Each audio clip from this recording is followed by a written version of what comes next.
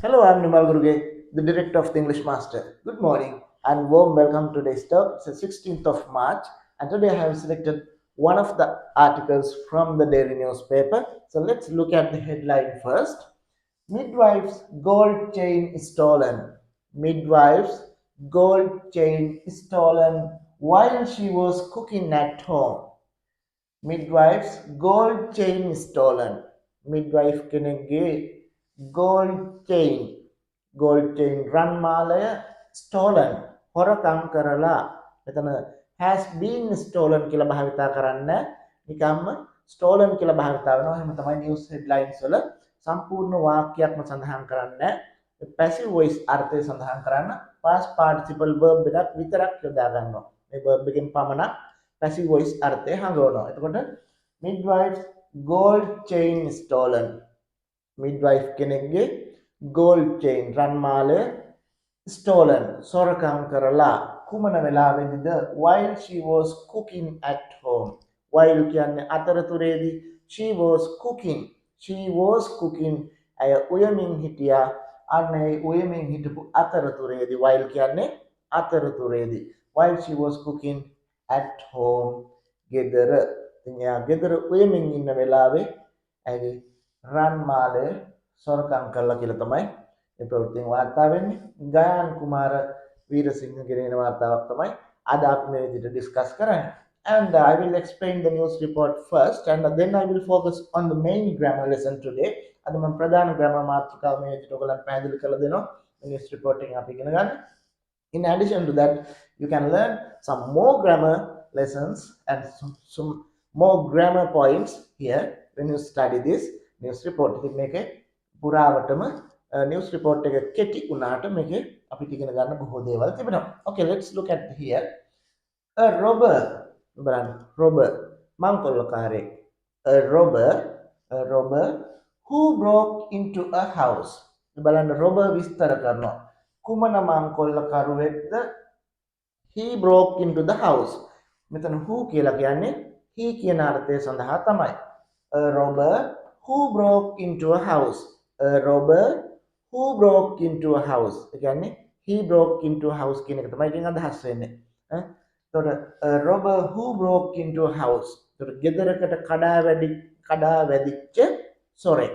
නැත්නම් කොල්ලකරුවෙක්. A robber who broke into a house of a midwife. බලන්න a robber who broke into a house of a midwife in Wanduramba on Sunday night. මේ බලන්න කොටස. On Sunday night. දිනයක් සමග අපි on භාවිතා කරනවා. On Sunday night. ඉරිදා රාත්‍රියේ on Sunday night.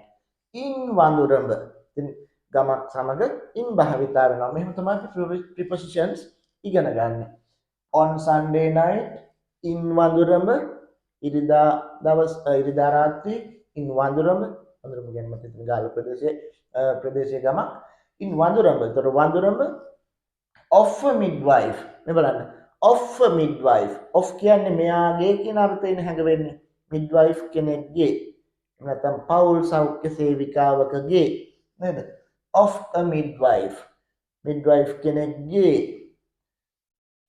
a house නිවසකට. එතකොට a robber who broke into. එතකොට මේ බලන්න මෙන්න මේ දවසේ රාත්‍රියේ වඳුරුඹ ප්‍රදේශයේ midwife කෙනෙක්ගේ නිවසකට කඩා වැදිච්ච කොල්ලකරුවෙක්. දැන් පැහැදිලි. මෙන්න තියෙන ඊට පස්සේ verb එක වාක්‍යයේ had covered. cover කරලා තිබුණා මෙහෙම.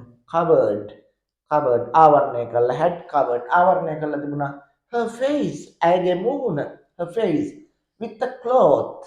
her face with the cloth. එයාගේ මුහුණ රෙද්දකින් ආවරණය කරලා and snatch her gold chain. මේ බලන්න snatch කියන්නේ දැහැගත්තා උදුරගෙන ගියා කඩාගෙන ගියා. snatch her gold chain.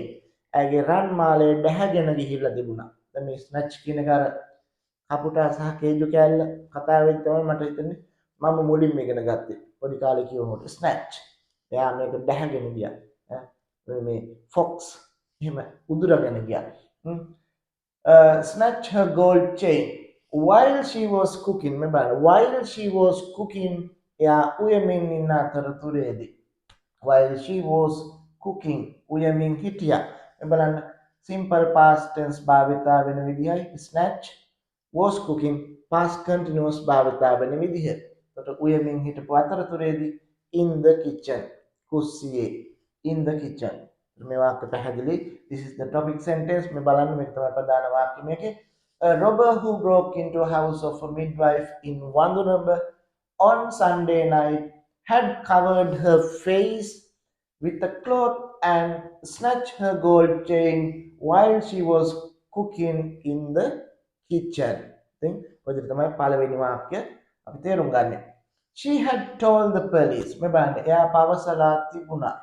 She had told කියලා තිබුණා.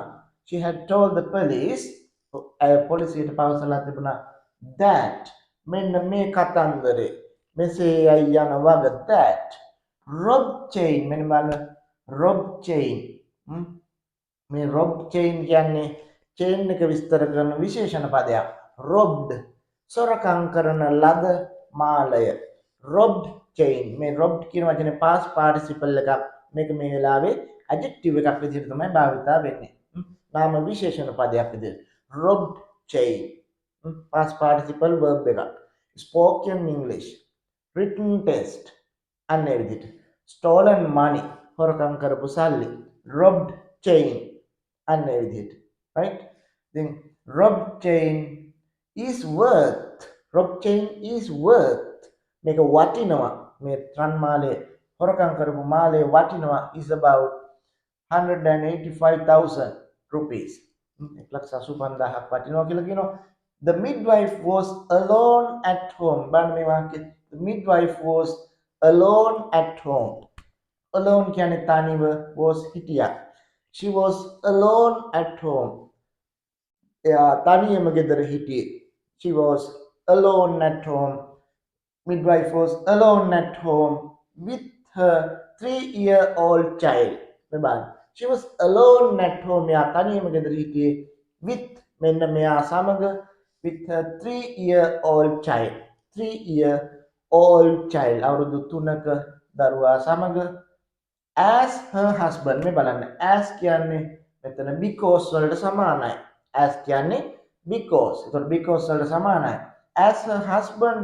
had gone on a trip මේ බලන්න trip එකක් යනකොට අපි කියන්නේ go on a trip කියලා මේ on භාවිතා කරනවා trip එකක් යනකොට had gone on a trip එකක් ගිහිල්ලා තිබුණා husband had gone on a trip with her elder son ලොකු පුතා සමග වැඩි මහත් දරුවා සමග husband trip එකක් ගිහිල්ලා තිබුණා he had gone on a trip husband had gone on a trip with her elder son as කියන්නේ මෙතන නිසා so she was alone at home යා ගෙදර හිටියේ තනියම the robber had disconnected power මේ බලන්න the robber had disconnected විසන්ධි කරලා තිබුණා the robber had disconnected ඔහු විසන්ධි කරලා තිබුණා had disconnected power විදුලිය විසන්ධි කරලා තිබුණා from the main switch ප්‍රධාන switch එකෙන් before the robbery එකට පෙර before the robbery ඊළඟට කියනවා the police suspect පොලිසිය සැක කරනවා that මෙන්න මේ කාරණය පිළිබඳව මේ යන වග කරුණ පිළිබඳව මොකක්ද the robbery was